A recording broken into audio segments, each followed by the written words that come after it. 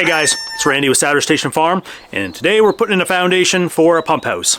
Now this is a super easy foundation. It's just 6x6 hemlock timbers. I'm gonna lap joint the ends. Wicked simple. We've had below freezing temperatures days and nights for the last week and a half now. There's a big snowstorm coming this weekend, and odds are that if I don't get this foundation in now, it won't happen until spring. So I'm just gonna get everything cleaned up, get the skill saw out here, start notching the logs, get them pretty well leveled, get them in place, and get them set. And then I've got all winter or spring or whenever I get around to it to actually build the pump house shed. And it's just gonna be like a little simple pole barn type shed, kind of get some of the wind and the snow off of our hydrant so that I can store buckets in there. I can probably store the feed for Nate's chickens inside there, and food and water all becomes consolidated into one central location. It gets any feed and grain away from the barn and away from our kitchen and away from that whole area, and it really pulls everything close to the animals. And if it's raining out, I can get in, I can get a dry bucket, you know, all that kind of stuff. So once the pump house is built also,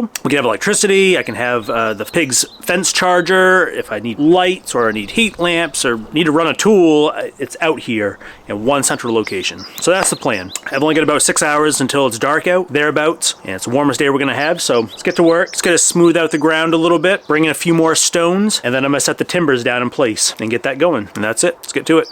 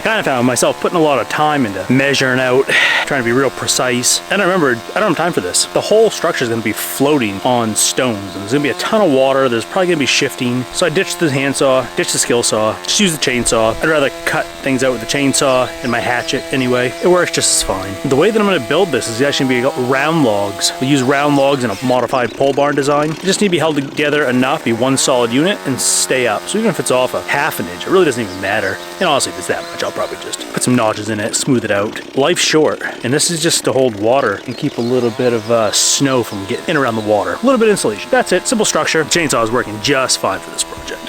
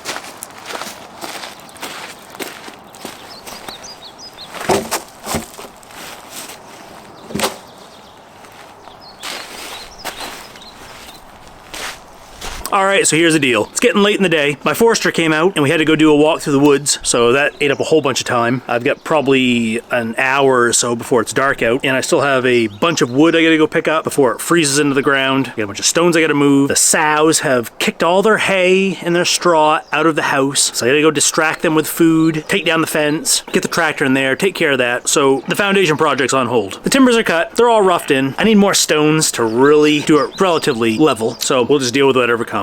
Maybe we'll get a nice thaw in February. Who knows? Winters are so funny. You can never predict them. So the timbers are done. I'll wait till the weather's nice and I can get a load of stones brought in, and I'll just level that whole pad, put the timbers on, screw them all together. One big day of just fitting and leveling, squaring, fine tuning, because cutting it with a chainsaw, it's gonna be a little rough. Just needs to hold up some metal and keep the elements out. Until then, so be it. It is what it is. I'm gonna go wrap up the last of the chores and we will pick up on this next time.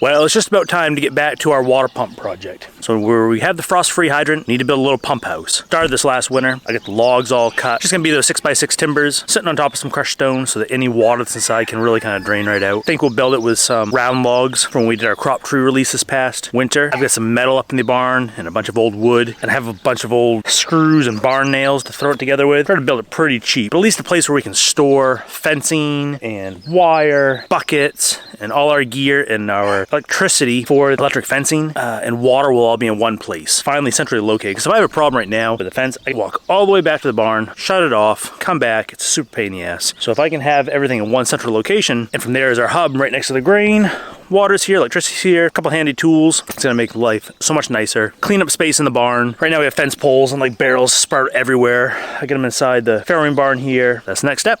Let's get working on our next project this summer is to get that taken care of. So let's get some work done. This section I'm working on today, real simple. I've got a bunch of these 6x6 timbers, the hemlock timbers. I notched them super rough with the chainsaw last winter. And then they've been sitting here all spring, summer, and into the fall, and last winter, whenever it was that I worked on it last time. So it's just gonna be a square platform, right? That's gonna be our base. Basically gonna make it level with stones, put the timbers down, lag screw into the corners where the lap joints are, and then about 2 feet in every timber, we drilled a hole so we can drive a piece of rebar down to the ground so it can't shift laterally. Really just gonna be a floating timber foundation, and then we can build like a round log structure structure, super cheap. This will pretty much be built with whatever softwood, pine, and spruce and fir, maybe some popple that we cut off the land when we did our crop tree release. So we'll salvage those, put it up. I have a bunch of old metal kicking around from when we rebuilt the barn. So it'll be a super inexpensive structure that will keep snow and ice from building up where the water pump is. There it is. And then my brother will be coming out. We'll hook up power out here, and then I can have the fence energizer, the on-off right out here in the middle of the hub where all the animals are located. Of course, you can see the grading silo, water, food, and electricity all in the same central location, right central to all of our operations.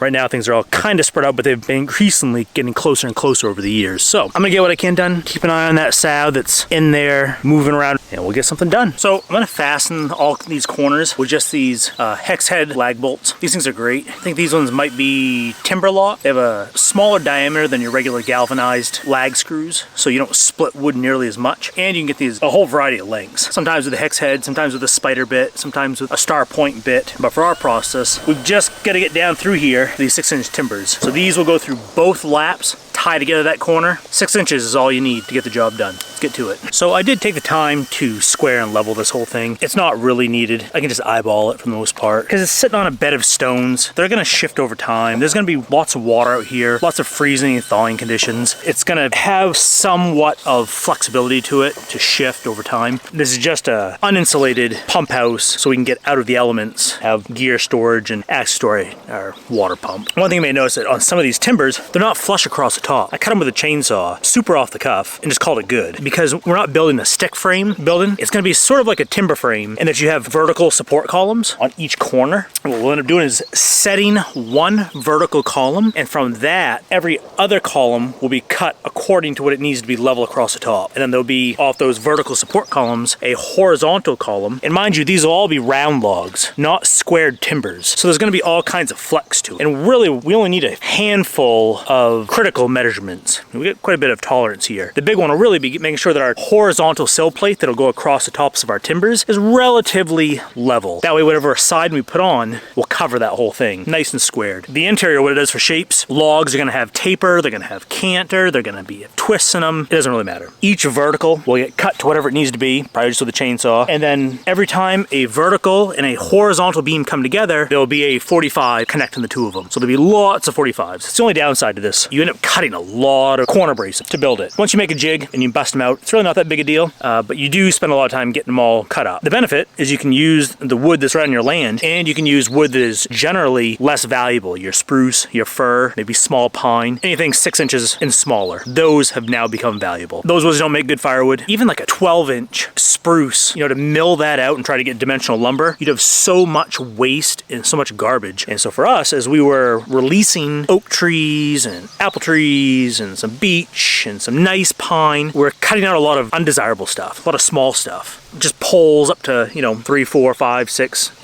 maybe once in a while like a popple we drop and be like a 10-inch diameter popple or something. Some of that will be firewood, but for all that other stuff, that small spruce and fir and pine, maybe popple if you keep it dry, it's perfect for this kind of farm type building where you just need something rugged enough to keep out the elements. Animal shelters, outdoor sheds. You could certainly build a bigger structure because so long as your wood stays dry and you don't rely on the fasteners to bear the load of the structure, you can get away with quite a bit. In this instance, you have the vertical log, and the role of the fasteners in the corner bracing is really just to stop that lateral deflection one way or another. And so that vertical timber will have a horizontal sill plate, and so that horizontal sill plate is resting via gravity on top of that vertical timber. Most of the job of the fasteners is to deflect rack lateral twisting. Whereas if you're trying to do a mortise and tenon, you have to have them large enough so that the stick framing, you have like a joist hanger. That joist hanger has to be rated so many nails and so much strength to carry a certain size timber, and that's doing the job, and it's a different style of building.